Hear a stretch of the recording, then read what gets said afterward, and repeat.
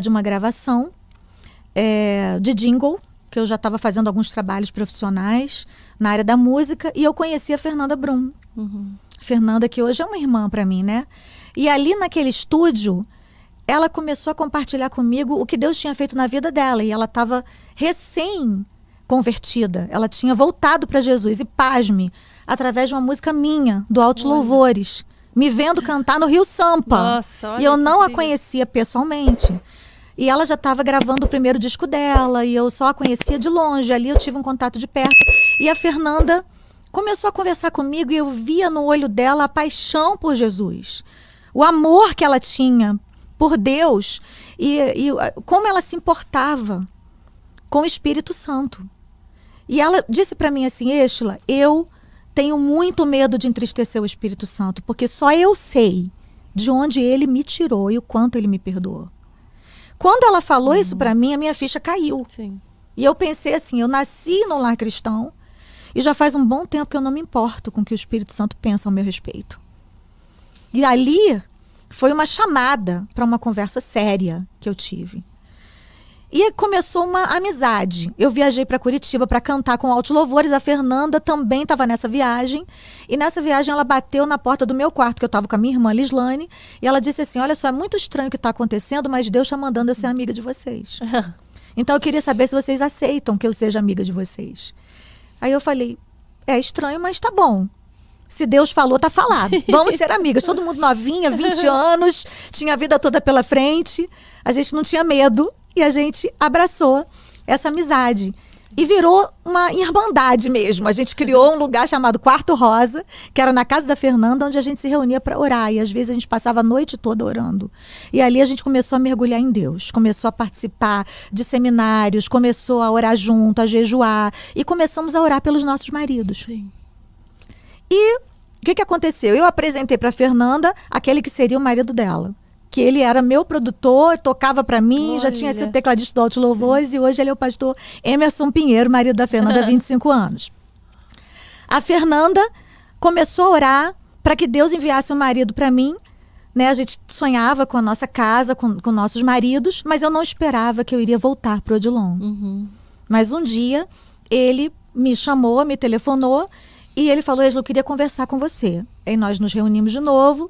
E a gente estava ali debaixo daquela oração, daquela imersão em Deus.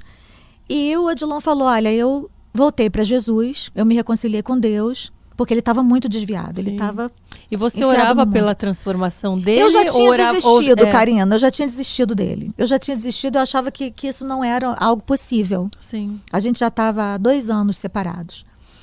Mas quando ele apareceu, nasceu tudo de novo. Aí eu falei: Fernanda, aconteceu algo estranho. O Odilon me procurou e o meu coração bateu forte e eu vou orar para ver se é da vontade de Deus. Sim. Aí a Fernanda falou: então vamos orar junto. E a avó de Ogreza, que é a avó da Fernanda, que também eu adotei como avó, hoje ela está com o Senhor. Ela estava na casa da Fernanda no dia que eu fui encontrar com o Odilon para conversar com ele. Sim. E quando eu voltei com ele, dentro do carro, a gente conversando, a gente combinou que ia orar, que ia apresentar a Deus a nossa decisão, né, de se casar. Porque ele falou assim: eu não me vejo casado com outra pessoa, eu ainda amo você. Eu sei que deu tudo errado até aqui, mas daqui para frente vai dar certo. Vamos colocar diante de Deus esse desejo. Se você me quer de volta, vamos orar nesse sentido. Eu falei: tá bom, então vamos orar. A gente não reatou ali, a gente começou a orar. A avó de Ogreza veio, quando ele foi me deixar em casa, ela estava na casa da Fernanda, porque eu estava indo para a casa da Fernanda nesse dia. Eu estava dormindo na casa dela. Aí a avó de Ogreza veio na porta e me viu com o Odilon, botou a cabeça dentro do carro e falou: quem é esse aí? Eu falei: é o Odilon, vó. Aí ela olhou para ele e falou assim: é de Deus para sua vida. É esse aí, com ele que você vai casar. Gente. Desse jeito, ela era profeta de Deus, uma mulher de oração. E aí eu falei: bom, eu olhei para ele assim, deu aquela vontade, né, de dizer: vamos embora de vez, começar mais não. Né? A gente continuou orando. Passamos mais um tempo orando. E até que Deus confirmou na minha vida, confirmou na dele. E nós voltamos, Karina. E aí, nesse inteirinho, a Fernanda também, ela se aprofundou no relacionamento dela com o Emerson, ficou noiva. E eu marquei a data do meu casamento. Um mês antes de eu me casar, o Odilon teve uma recaída nas drogas. Ai. Só que Deus tinha me confirmado de todas as formas possíveis. Sim. Isso é muito pessoal. Eu quero que fique assim bem claro que isso é minha história pessoal. Sim. Que se chegar uma adolescente, uma jovem, e perguntar para mim se ela deve casar com alguém que é dependente químico, que é viciado em drogas, eu vou dizer não. Não deve. Mas no meu caso específico, Deus confirmou no meu coração. Sim. Os pais do Odilon chegaram para mim e falaram: você tem certeza que você vai casar? Eu falei: tenho. Tenho porque Deus falou comigo, eu não tenho dúvida. E foi muito real. Foi muito... Tá no meu livro Uma História de Amor e Perseverança, o primeiro livro que eu escrevi. Eu coloquei com detalhes, não dá para contar. Eu acho que muita gente coisa. tem essa dúvida, assim. Eu quero Sim. te perguntar, você nesse caso, como discernir que não era uma vontade própria e que era uma vontade de Deus, que não era algo que você estava obstinada, assim, né? E era essa sensação de paz e de... Eu creio que você tem paz.